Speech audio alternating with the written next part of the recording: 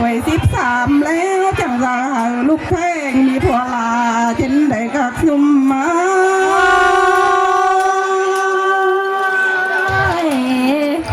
อันนี้นะตัว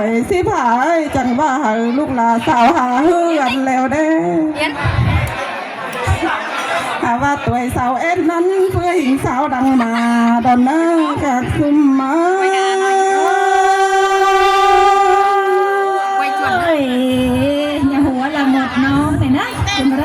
ตัวสาวหานั้นเพื่อหญิงสาวปุ้นดันนี่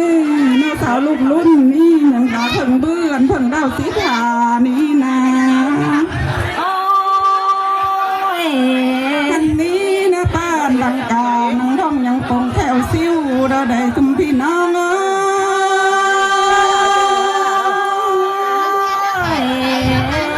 ลำเจ้าไต่ทางหลวงปันแอนนะนอกแกงแผ่นเต่าตอกเสือป้านเบื่อสืบสายแล้วรออันนี้นะห้อมถึงหลายครับเกี่ยวม่อนส้มแซ่ดอนแท้ได้กับจุ่มมา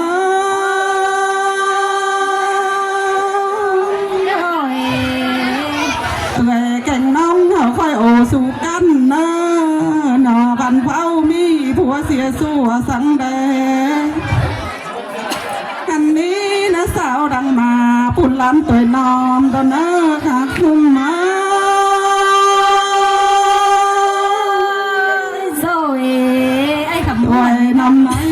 ก็แอบเกี่ยงซื้อนั่นนะ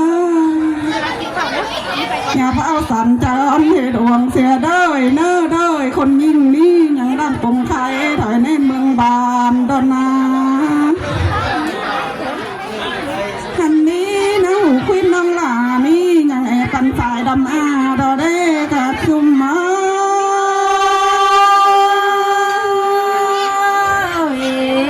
หูฟ้าไล่นี่ยังแอบเตยเฟยเตยฟื้นสืบสนดอมเอ่ยดอนนาเสือดาวฝ่ายควินน้องเต้นกลุ่มลายแบมกันนะเสือดาวผ่าลายแพงจะแพงเต็มตูก่อนแม่เสือดาวมีเสียงสู่ไว้สมปูงานังกวาดลายห้ามกันเนื้อ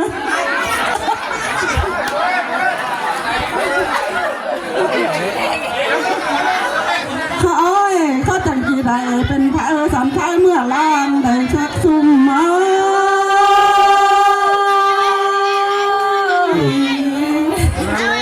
เขาจังกี่ใดเป็นนางสอนนางเมื่อก่อนนั้นนา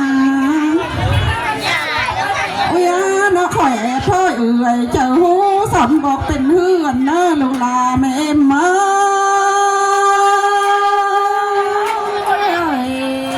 เฮ็ดคนนั้นล่ะสวยได้มีเตียงโอ้ยนะว่าเฮ็ดพิษบ่เสียงเงี้ยเสียเสียงหูฟังได้อันนี้เพื่อนนั่นเขาโพพระหลานตัวอ่อนบอกเป็นดาเร่หัวคอยังไง